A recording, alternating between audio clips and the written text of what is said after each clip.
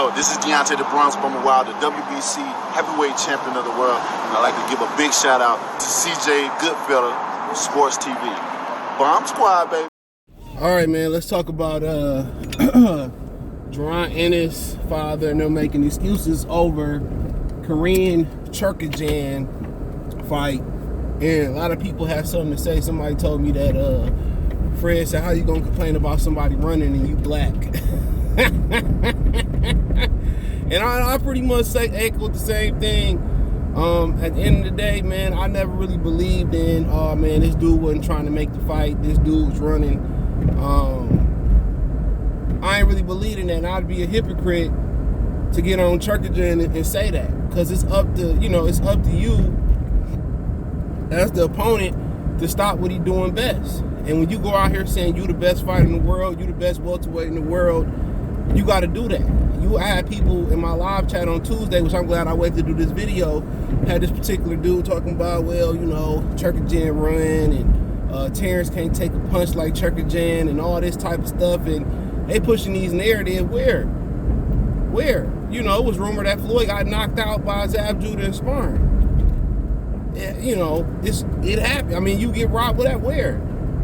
His Bud fighting Carlos Adames while interchanging sparring partners at Gleason Gym. And Adames was a big 54-pounder. Now he's a big 60-pounder. He Charlo mandatory. So at the end of the day, people keep saying, well, this, that, and the third. It's sparring. You never know where somebody at is sparring. Never. But like I said before, it's all, you're going to have dudes who going to move the goalposts on Jaron Ennis. You're going to have dudes that say, well, he ain't as good as he is. And a lot of that is a backlash towards the fan base. Him and his father out there trying to get their name out there. And like I said, I'm not too high, I'm not too low after that performance. When he had great performances, I'm not too high, I'm not too low. Take them for what they were. Till we get in there with another top level fighter, now people say, oh, Ortiz will whoop his ass, he'll do this, he'll do that. They didn't make boxing so racial. Racial was at the forefront of boxing. The racial aspect of it now, and the fandom aspect of it now, and they damn near neck and neck, bro. But at the end of the day, I would be a hypocrite to come out there and say, well, Chukhadzhian ran, he didn't make the fight. You can say the same thing about Floyd Mayweather and Manny Pacquiao. It was up to Manny Pacquiao to cut the ring off and make Floyd do something else. It's plenty that Jaron Ennis, if he had a second chance to do it, it's plenty he'd do it. It's plenty he'd do it. But to go out there and say he ran and this, that, and the third, man, you can't say that. Oh, he didn't want to make the fight and he didn't want to do that. We can't say that, man. Because when they say that about black fighters and all that type of stuff, you know what I'm saying? We going against it. What we tell them, well, you got to make us stop us. This ain't Rock'em Sock'em Robot. It's boxing. It's not, oh, walk a nigga down. That's not the name of boxing. It's boxing. Hit and don't get hit. And I don't like in boxing how they don't score ring generalship for defense, for the art of boxing. I don't like how they do that. How you get ring generalship for just walking somebody down and just because it look like you want to make the fight, if it's effective or it's not effective. I never liked that about boxing. That's what they scoring ever since that Canelo Triple G fight won. That's what they've been scoring. Ineffective aggression. You know what I'm saying? Making somebody miss, that's style points. That's ring generalship. That's just important than swinging and missing and hitting somebody on the glove or hitting somebody on the elbow, a shot that didn't score. So I couldn't be here and come on here and sound like a hypocrite. Now, like I said, there's exceptions to the rules. You know what I'm saying? It is. But it was up to Jaron Ennis and them for somebody to say they don't watch film, they making adjustments as fights going. Everybody sounding repetitive like Floyd Mayweather, and it's up to him to make the fight. Really, it's up to him. It's up to him to make him fight, make him sit down. And somebody brought up the Vila kid, really, making Rashidi Ellis sit down. I think the Ukrainian was in better shape than Ellis. Obviously, probably was far anybody more active than Ellis at this point.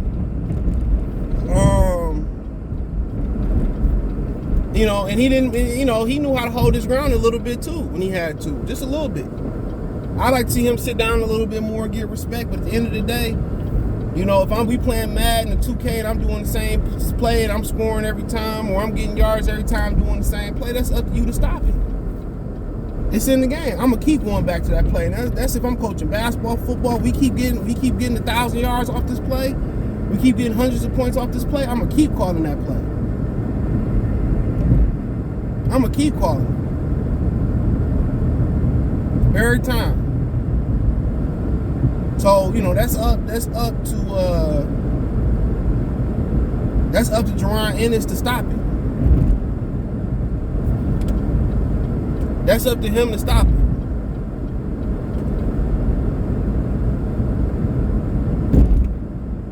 That's up to him to stop it.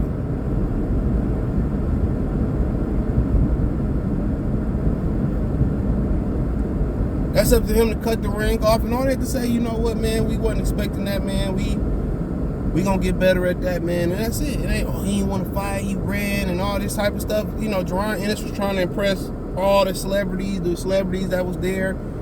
He was tight. You know what I'm saying? But ain't no point in making no excuses. People have messed up performances. You won every round, in most people's opinion.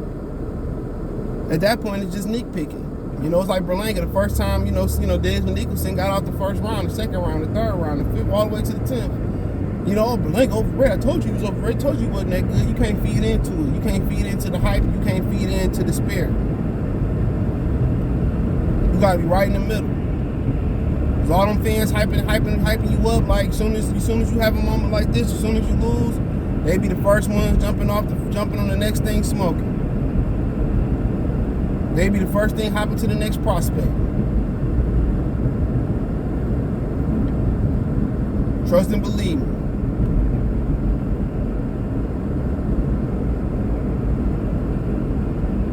So, but yeah, for them to go around and say, oh man, he didn't want to fight this, that, and the third, bro, make him fight.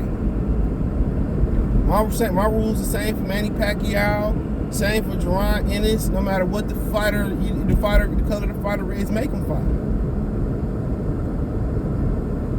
Make him fight. You got Mr. Catch a Body on your trunks, man. Make him fight. Make him.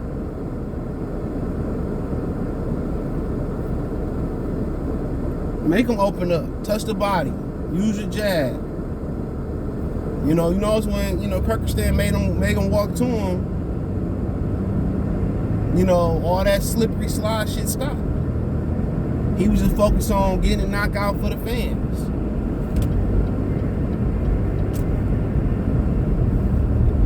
He was focused on just getting a knockout for the fans. And all that goes into experience.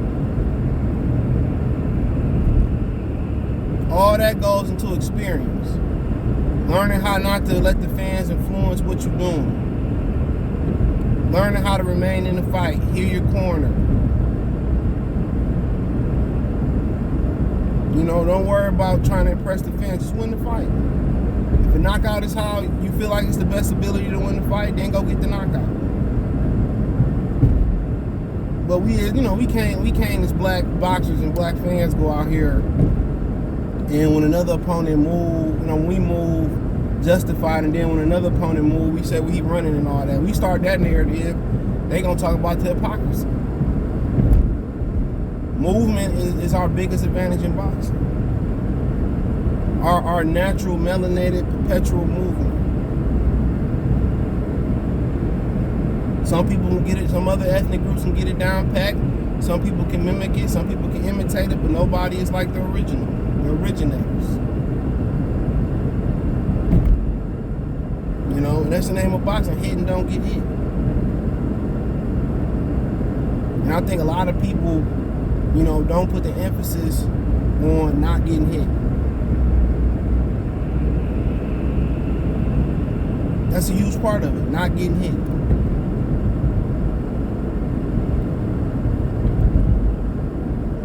You know, that's the name of the game. So we can't go out here and start pushing. When we start seeing other guys running, now they gonna be using it on the internet. Every time a black fighter take a half step backwards, had to step to the side, show slickness. Ah, man, he ran the whole fight. He ran. Now we saying it. Now they gonna be saying it. So we can't set that narrative, especially as a trainer that's as respected and that have so many in the game, so many years in the game as Jaron Ennis. Make them fight. So that's all I really have, man. Make them fight. But yeah, thumbs up the video, share the video, subscribe to the channel. That subscribe button is the bell icon button. Hit all notifications, increase your chance of notifications. We go live and drop a video. Financially, want to support the channel, Cash App, $CJGood313, Venmo, CJGood313, PayPal link in the description. Hit the link tree. Find me on Twitter, Facebook, Instagram, Twitch, Spotify, Anchor, Cash App, Venmo, PayPal, and a whole bunch of others. Link tree is the first link in the description. Appreciate the love, support. Check out the welterweight boxing talk playlist, boxing news playlist. Appreciate the love, support. Let me know what you girls and guys think in the comment section. One time for one time, Goodfella TV. Peace.